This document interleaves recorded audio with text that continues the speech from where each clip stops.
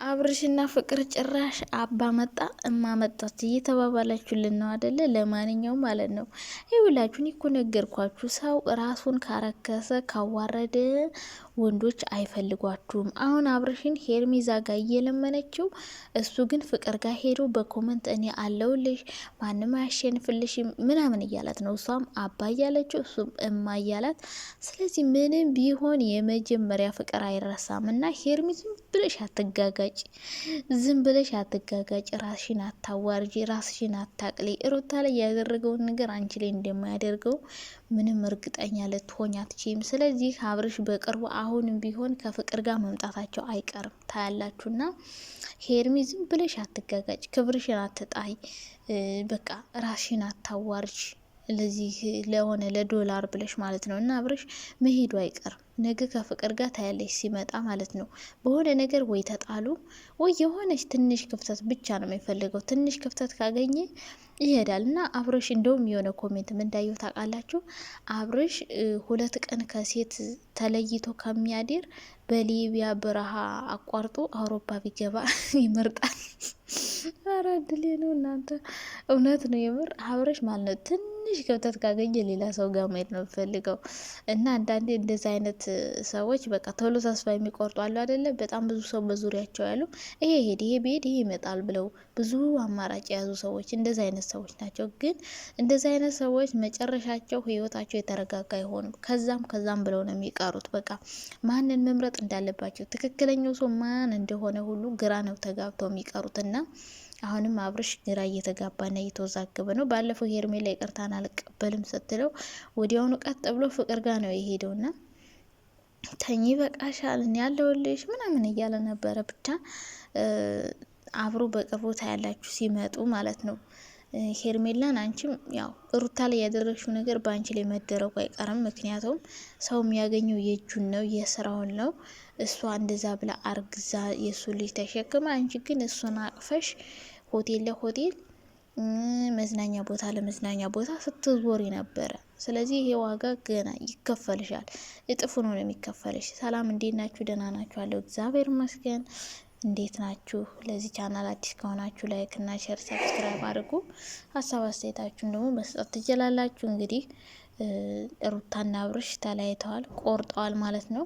ሄርሚ ደግሞ አብርሽን ካላገባኝ ብላ እየለመነችው ነው።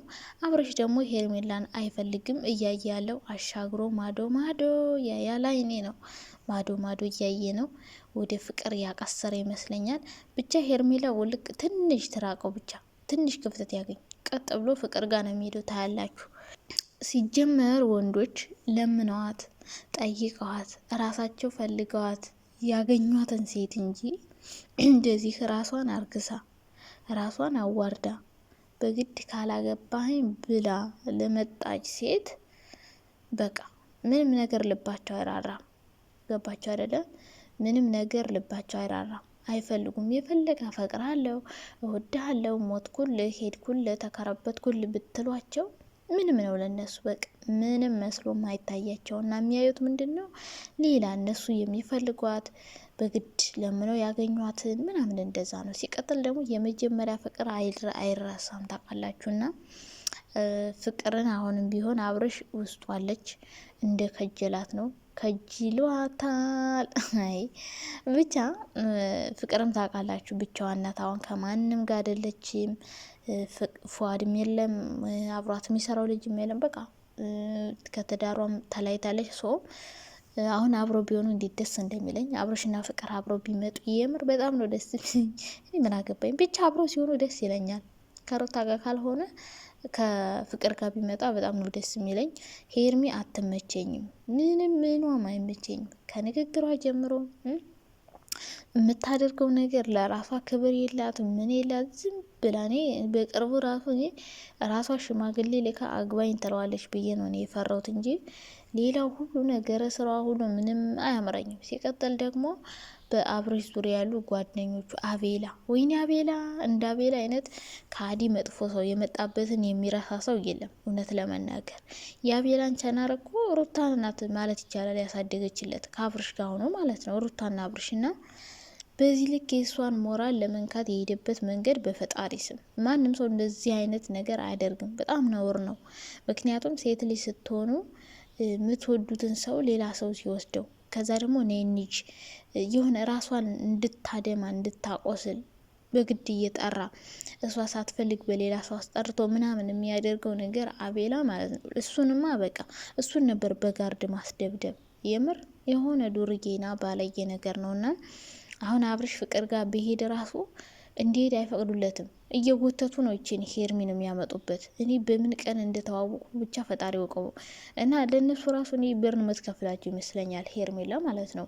በዚህ ልክ ለሷ ሽንጣቸውን ገትረው የሚከራከሩት ከአብርሽ ጋር እንድትሆን የሚፈልጉት እነሱ ጥቅማ ጥቅም እንዳይቀርባቸው ነው። ለቃቃሚ ሁላ ማለት ነው። የዚህ ዓለም ሰው እኮ በቃ በጣም ሲበዛ ጥቅመኛ፣ ከርሳም፣ ገንዘብ በቃ ሁሉን ነገር የሚያስረሳቸው ሰዎች ናቸውና ሄርሜላ ገና ገንዘብ ስላላት ስለምታዝናናችሁ ምናልባት ከአብርሽ ጋር እንድትሆን ራሱ እንዲያገናኟት ራሱ ብር ከፍላቸው ይሆናል። ይሄኔ ለሄርሚ ሽንጣቸውን ገትረው እስከ መጨረሻ አብረው ከሆኑ ደግሞ አሁን እኮ ባል በገንዘብ ፍቅር በገንዘብ እየተገዛ ነው። በቃ ብር ያለው ሰው ማንንም ሰው በእጅ አደርጋለሁ ብሎ የሚያስብበት ግን ይሄ ነገር ደስተኛ አያደርግም። በነገራችን ላይ እናንተ ስለወደዳችሁት ብቻ በገንዘብ ገዝታችሁ ያንሱ አጠገባችሁ ብታደርጉት በቃ በጅን ነው ይዛችሁ ምትኖር። ምክንያቱም ልቡ እናንተ ጋር አይደለም፣ ልቡ ሌላ ጋር ነው። አካሉን ነው ይዛችሁት ተሸክማችሁት እየኖራችሁ ያላችሁት።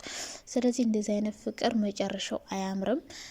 እነሱ እንግዲህ ሄርሚ ከፍላቸውም ይሁን ስለምትጋብዛቸው ከርሳቸው ለከርሳቸው ብለውም ይሁን ሄርሚን መርጠው አሁንም አብርሽ ሌላ ሰው ጋር እንዲሆን አይፈልጉም። ለምን እነሱ እየተበጣበጠ ከመጥፎ ሰው ጋር ሆኖ እነሱ ዩቲዩብ መሸቀል ይፈልጋሉ፣ በሱ እንባ፣ በሱ ለቅሶ፣ በሱ ሀዘን። ስለዚህ እነዚህ እኔ ትክክለኛ ጓደኛ ናቸው ብዬ አላስብም።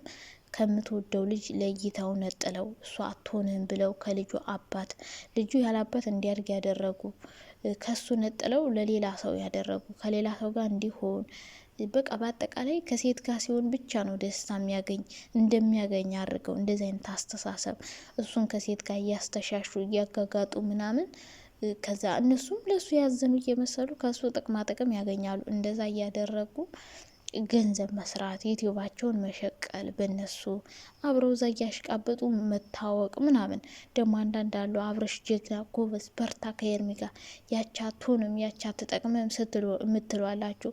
መጀመሪያ ሩታ ስትመጣ ጎበዝ በርታ ከሷ ጋር አላችሁ። ነፂም ስትመጣ እንደዛ አላችሁ።